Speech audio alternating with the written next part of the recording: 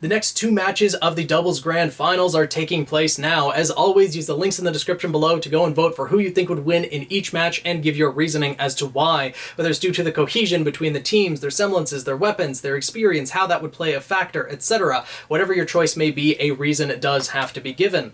Now, our first match today is Qrow Bronwyn and Pyrrha Nikos fighting against Glynda Goodwitch and Sun Wukong in the Geyser and Mountain biomes. Now, if we examine each of these characters individually, Qrow and Glynda did fight last week in the singles category, and Qrow did come out the winner. He has the speed necessary to be able to get around Glynda's semblance, and in this fight, fighting in the Geyser and Mountain biomes, there wouldn't be as much that Glynda could manipulate, though she could easily manipulate some of the boulders from the Mountain biome and be able to start throwing that around and use that as defense and offense, but it would be a lot more difficult for Qrow to beat Glynda in this match because Sun would be there alongside Glynda. Whenever Qrow would be able to get close, Sun would be able to protect her and start using his RWBY Bang and Jingu Bang, starting to fire off a flurry of shots and prevent Qrow from getting close to Glynda as easily as he did before.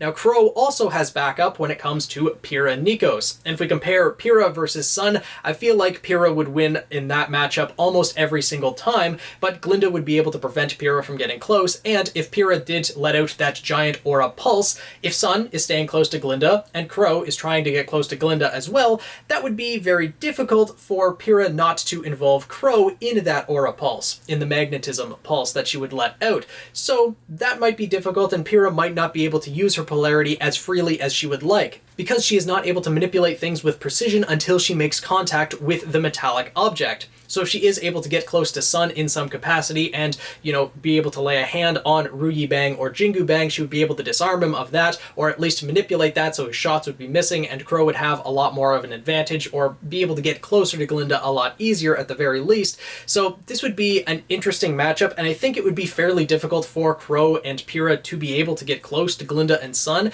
as Glynda, with her semblance of telekinesis, would be able to manipulate the battlefield fairly well, at least create a bubble around herself and Sun that would be difficult for opponents to penetrate. Qrow does have the speed to be able to do so, and I would say that Qrow is quite a bit faster than Pyrrha. Pyrrha is quite agile and acrobatic when it comes to her fights, but I don't know how fast she would be able to run, at least as fast as Qrow. I'm not exactly sure.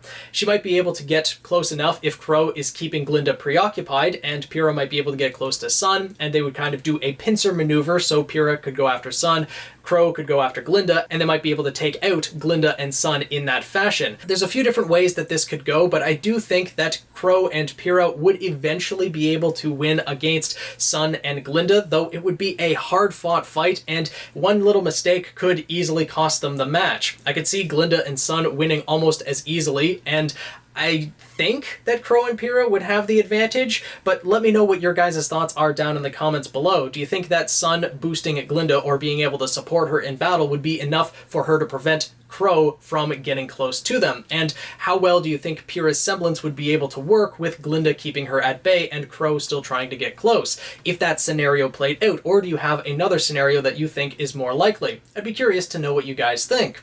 And then in our second match of the day, we have Mercury Black and Raven Bronwyn versus Cinderfall and James Ironwood in the anti-gravity and desert biomes.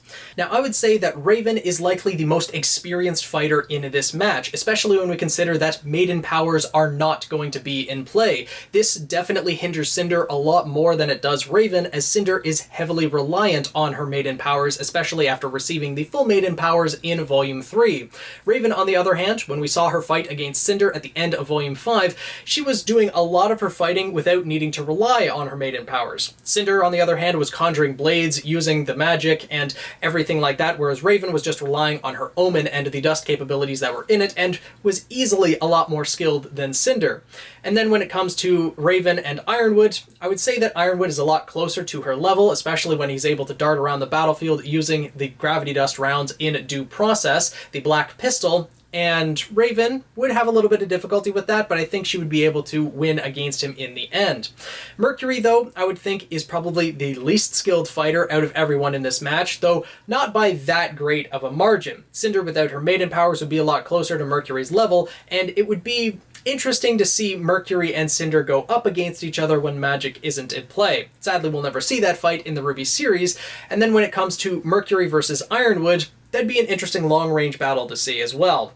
Ironwood fighting with his twin pistols of due process, Mercury fighting with his Teleria and the wind dust bullets that it has, could be on an even playing field. I'd be curious to see who has the better mobility. Likely Ironwood does, being able to launch himself around, but it does seem that Mercury has a higher capacity for his bullets in Teleria than Ironwood does in his twin revolvers. As when Ironwood fought against Watts, he ran out of bullets after, what was it, 20 to 30, I would say. Watts had 20 bullets in his revolver, and Ironwood had about the same, I think, whereas Mercury created that giant wind dust tornado when fighting against Zhang and still seemed to have bullets to spare. So I think Mercury might even be able to win out against Ironwood in a fight that's 1v1. So with Mercury and Raven working together, I could see them eventually being able to overwhelm Ironwood and Cinder, but Cinder has her semblance of Scorching Caress. Now, fighting with her weapon of Midnight, she could superheat the tips of the arrows and explode the ground around her opponents, but she also got lucky enough to roll the Desert Biome.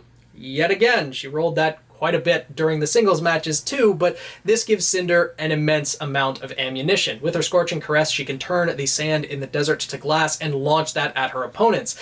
That would be a lot to keep up with for Mercury and Raven. They definitely have the speed to dodge out of the way, but that would keep them at bay and prevent them from fighting in the way that they would like, at least keeping them at bay slightly, giving Ironwood more of a chance to fire off rounds from his due process and possibly gain an advantage point over them. So this could go either way, with Cinder having the biome advantage, definitely giving her a leg up in battle. I still think that Mercury and Raven overall would have enough skill to fight through this and win, but I don't think it would be easy for them, and Cinder being able to manipulate the glass, we've only seen her really make glass shards and launch that at opponents, but she could definitely get tricky making waves of sand, using that with her Scorching Caress, making giant glass walls and other things to defend against Raven or Mercury, possibly trap them in glass, other things that she could do. So this could turn out to be an interesting fight, and I would really like to know your thoughts on this one as well in the comments below. How do you think this matchup would go? Do you think that Mercury and Raven have the skill needed to take Ironwood out and Cinder along with that, with the biome advantage that she has with her Scorching Caress?